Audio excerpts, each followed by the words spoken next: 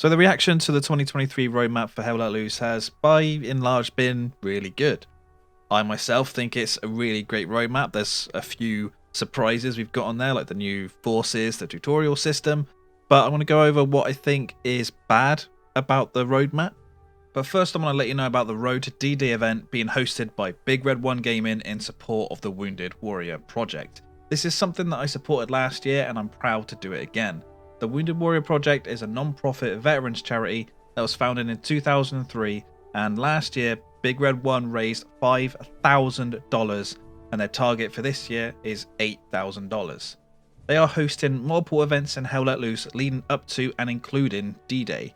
I will be playing in the D-Day event, but unfortunately not the others due to time zone differences. Check out the link in the description and pinned comment for more info on how to donate and join the event.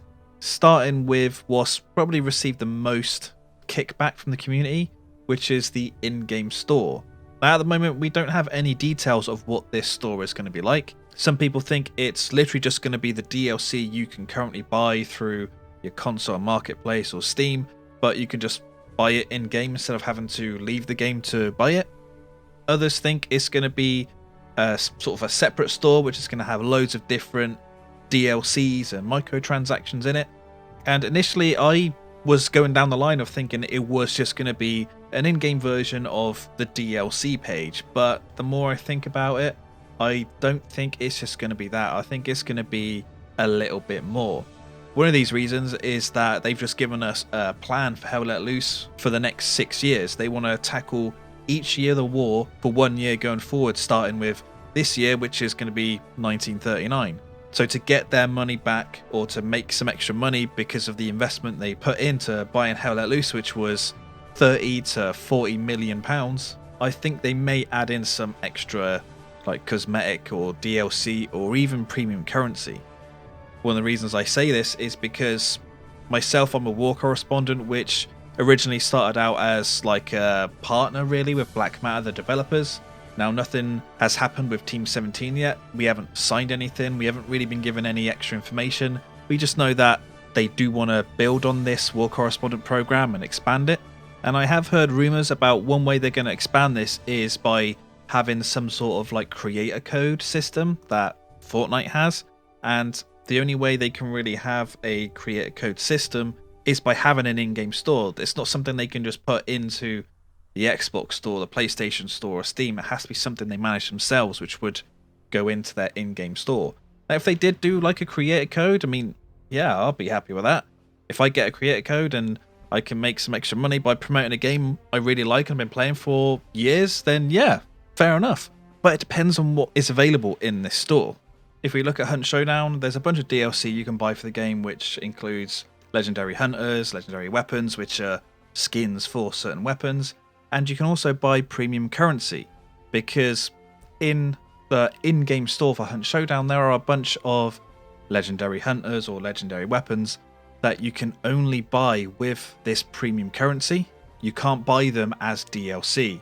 And part of me thinks that Team 17 may go down this route. It bypasses the DLC store pages for Xbox, PlayStation and Steam, and lets them monetize it in-game.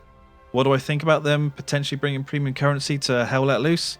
It honestly depends on how much they're selling the premium currency for, what you can buy with it, and what the prices are that you can buy with it. Now, I would be okay with extra DLC skins and weapon skins or vehicle skins coming to the game, but now I can see or guess there's people already typing in angry comments about weapon skins and stuff down in the comments below. But in my opinion, I think the most extreme version of weapon customization that we should get in the game is a gun with a little bit of foliage on it. It needs to stay like grounded to World War II and try to be a bit like realistic somehow. If they go too crazy with the customization, then yeah, I'm going to speak out about it, because it just won't fit with the game and I won't like the direction that it'll be going. And that goes for soldier skins and vehicle skins as well. I'm going to briefly mention the Steam Deck version, because when I think of playing Hell Let Loose on the Steam Deck or really using the controller, I don't see why someone would do that if they have mouse and keyboard available. Now, yeah, there'll be some people who'll have a Steam Deck that won't have a PC, but I'd really like to see if there's anyone out there watching this video, if you have a Steam Deck, do you have a PC and would you play Hell Let Loose primarily on your Steam Deck or not? To me, this kind of feels like they might just be wasting their time a little bit by specifically optimizing a version of Hell Let Loose for Steam Deck. Now, who of you out there remember, like way back in the day of the early days of Hell Let Loose, the option to turn off game analytics? And that was something that I myself made a video about. I think Mono may have as well, but it was an option that you turned off and then your frame rate increased. Now we're seeing on the roadmap game analytics in a few different times, and I'm wondering if this is going to be the same sort of analytics they're taking from the game that they did back in the day, which is going to impact performance. Now, Hell Let Loose, for a lot of people, doesn't perform well. It doesn't perform consistently good on consoles. So I think trying to add back in game analytics won't be great for the game unless they're so highly optimized that it doesn't impact the game at all. Now, game analytics will be good or useful for the developers because what I'm thinking these analytics will sort of be tracking people where they move, the high impact areas of the map, heat maps to see where a lot of people die or a lot of people move around, stats with like weapons, and generally just in-game stats of pretty much anything, which they could use to balance further maps going forward, change certain weapons, change certain vehicles. It would be good for the game, but it's the potential performance impact for me. I've gone through the game analytics before, way back in the day. Probably many of you have. We don't need to see that impact because there's issues with the performance already. And lastly, I think it's just the missing stuff from the roadmap. I did make a video about this where the heavy MG deployables have just seemingly gone, the flak panzer is seemingly gone, and some others.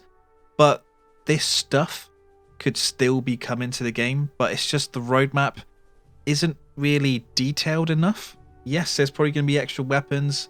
Yes, the British forces are going to get 2 maps, even though it doesn't say they're getting any maps on the roadmap. Those 2 maps have been confirmed in the Discord. I think when it comes to announcing a new update, they really need to show straight away what extra stuff is in it, such as the vehicles and the weapons. Or maybe release a tweaked version of the roadmap, which is going to show you when they plan to release these other things like the flak panzer and the heavy MG deployable. Also, I've heard a lot of talk from people saying that there's no mention of night maps anywhere. Now, these night maps could be built into the map refresh parts of the roadmap, but again, there's just a lack of information there. The night maps are pretty damn good on Hell Let Loose, with Kursk being a big standout because for infantry, Kursk is actually playable now. While Kursk was one of the worst maps for me because I generally play infantry, now it is a really great map. So Team 17, when you release future roadmaps, try to give us that extra bit of info when it comes to releasing vehicles or weapons, or when there is a new faction being announced. Just say in the roadmap how many maps are coming with that faction's release. If you missed my initial reaction to the 2023 roadmap, you can check it out here. If you liked the video, give it a like, dislike if you didn't. Thank you for watching, subscribe for more, and I'll see you on the next one.